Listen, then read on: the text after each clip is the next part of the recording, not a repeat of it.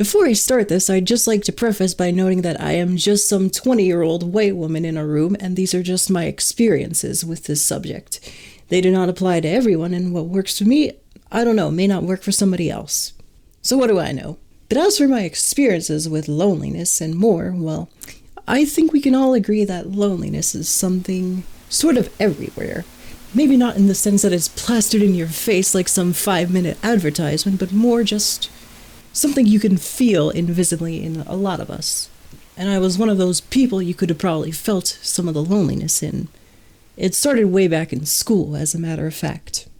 Like, even before I really knew it, way back in kindergarten, I remember feeling a little bit like an odd one out.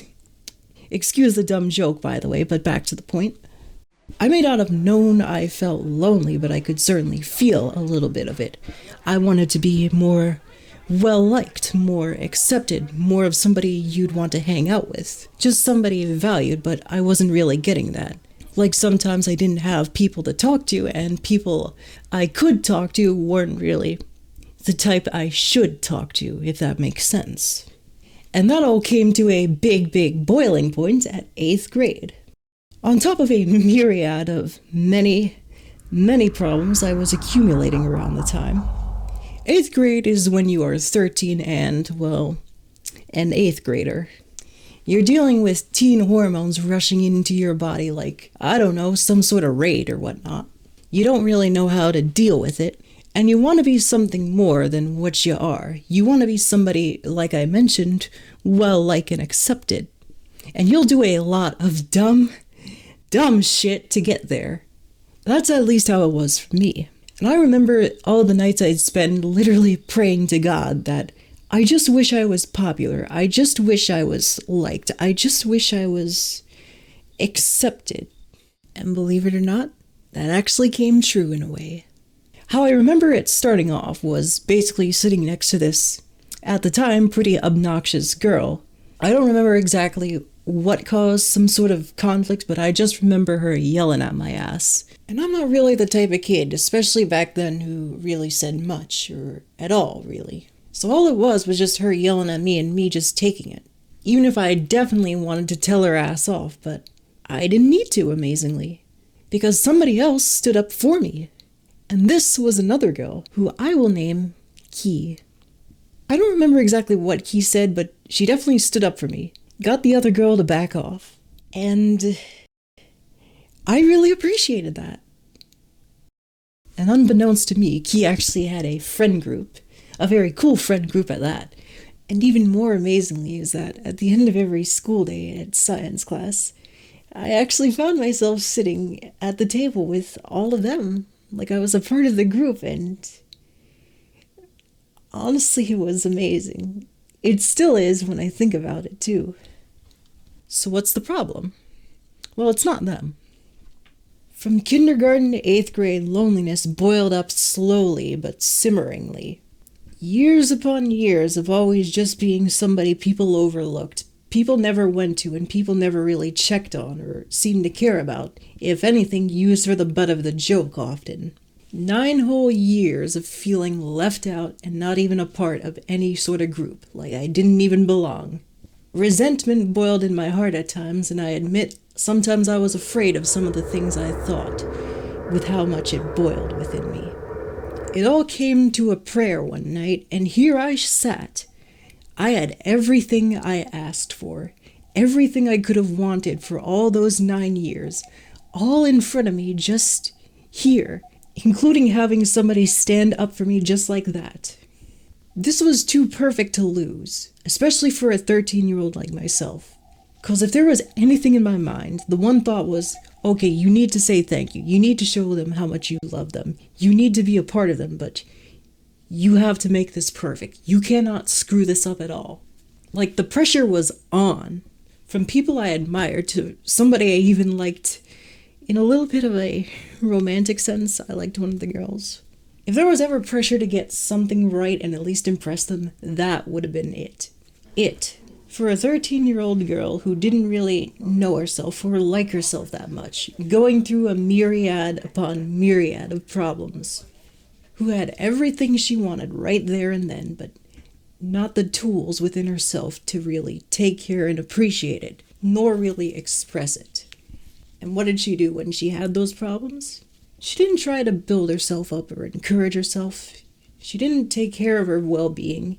She went down the gutter because, well, I guess I'm a piece of shit. I guess I can't do this. I guess I'm just a failure or something along those lines. And the cycle just repeated itself for as long as I had them, even at the end of every school day. I just couldn't do it. And by the time I could do it, well, it was already too late. High school comes around, even when you feel appreciated in middle school, like you actually have a reason to actually genuinely want to go for once in your life. Something you could say even worth living for. It's like it all finally came together at that point, and then high school came around, graduation does as well, among many other things. And it's like all of your work and all of the things you cherished just got undone. That's what it was like for me. But that is not the end of my story. No, that's only half of it. You see, this brew is not all depresso espresso. It's a full range of flavor. If you skip over high school, it's been 5 years since this all occurred, and in those 5 years, I've really taken the time to work on myself and try to understand why I was feeling lonely. With all the baggage I accumulated from 8th grade and a bunch of other experiences, it really had taken a toll on my life in a way that I did not like. I didn't like what type of person I was, and I didn't like what I was becoming, so in short, I wanted to change. And that's what I feel is the key to change, even if that sounds obvious. But think of it this way. Wanting to change is the difference between when somebody hits a rock bottom and decides, there's no reason to change, let's just go deeper because this is how we are. Or maybe the idea of change is scary because, as unpleasant as misery has been, misery does indeed love company, and it's very easy to get comfortable in it, trust me. But on the other end, it's hitting rock bottom, seeing the walls around you, and mustering up the courage to start climbing. Of course, that's a lot easier said than done. Like, oh God. When I first started, I was the most stereotypically upbeat, look on the bright side of life, turn that frown upside down kind of deal. But after 5 years of refinement, you can get to a point where that's honestly a genuine thing and not forced or toxic or fake or whatever. And who knows, it might even trickle down and you might end up developing some social skills. Like if you ask me now, if I was given the same opportunity today, I feel as if I'd have it in me not to fuck it up, and I'd have it in me to actually show people I appreciate them. And that's what I hope everyone else watching can do, whether you are in this position or not. True friends are a treasure. They're hard to come by nowadays for a lot of reasons. And that's why it's important to show that you appreciate them, and it doesn't even have to be elegantly worded. It can be just blunt, simple, hey, I love being around you, you know? Kind of deal. Of course, though, it took me a good 5 years to really start to actually believe in this kind of stuff, because to change, not only do you need to forgive yourself, you also need something, I'd say, deeply moving or deeply spiritual at its core. Now, for some people, that can be religion or consolidation in a higher power. And, fair enough. If it works for you. For me personally, I feel it's important that people know that you can have that without having to force yourself to believe in any sort of god or gods.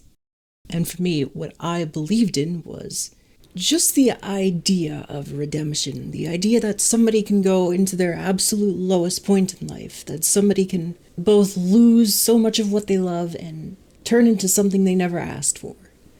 That they can go from something as unpleasant, for lack of a better term, as that, and turn their life around into ultimately something better, that they can redeem themselves in a way, that they can grow, that they can become a better person, that there is meaning to the madness, and that all the suffering isn't just pointless.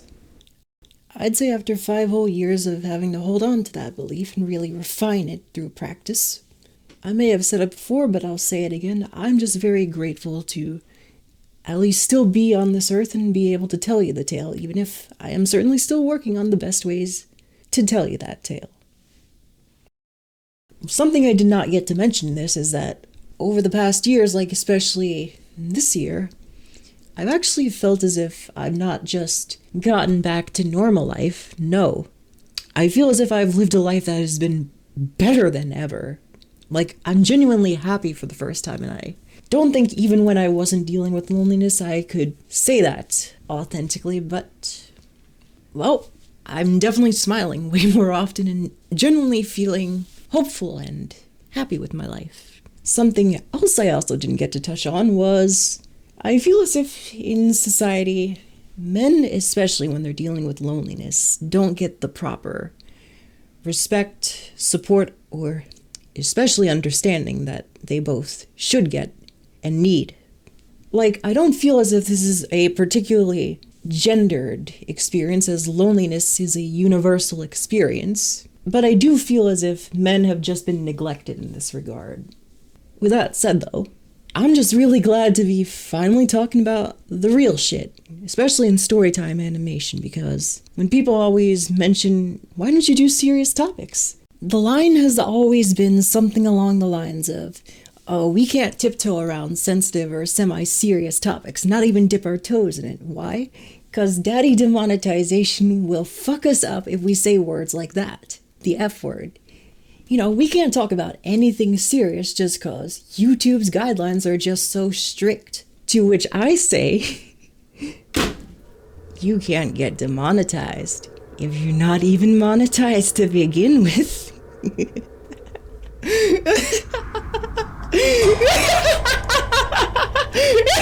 Yeah, I really put my soul into that. Oh, I also hope the picture I put up there wasn't too scary. No, but in all seriousness and on the convenient topic, I could really use the financial support, or money, basically. I've been going at this for a year and I'm still not monetized, but even beyond that, these kind of videos take a obviously long time. But I finally have something on my Patreon I am proud of. Basically all it is practice files for me to record on and pick a random topic, usually, and just go off on it without a script or anything like that, and just say what's on my mind as a way to improve my confidence on camera. I currently have 5 on there, and all of which are free, but I also plan on making one right after this where I basically do an extended cut of loneliness and talk about all the things I don't have the time or energy to touch on without it being diminishing in returns. But some of the things I would touch on are therapy, social media, and elaborating further on some of my experiences and thoughts. Because whether it's Patreon or whenever I can unlock things like super thanks and ad money, I would really just like to repay the debt I dearly owe to my dad for keeping a roof above my head for the past 20 years. Like, while I wouldn't say I'm exactly close with my parental family, this is a regard I respect, and this is a regard I'd really like to pay back because I'm not working any quote-unquote real job. And if you have the money to spare, well, please, I'd greatly appreciate that, though, of course, I'm not forcing you to do any. But yeah, that's about all I can think of to talk about. Oh, I almost forgot. Skedaddle, skedoodle, I'm a doodle who bids you toodle.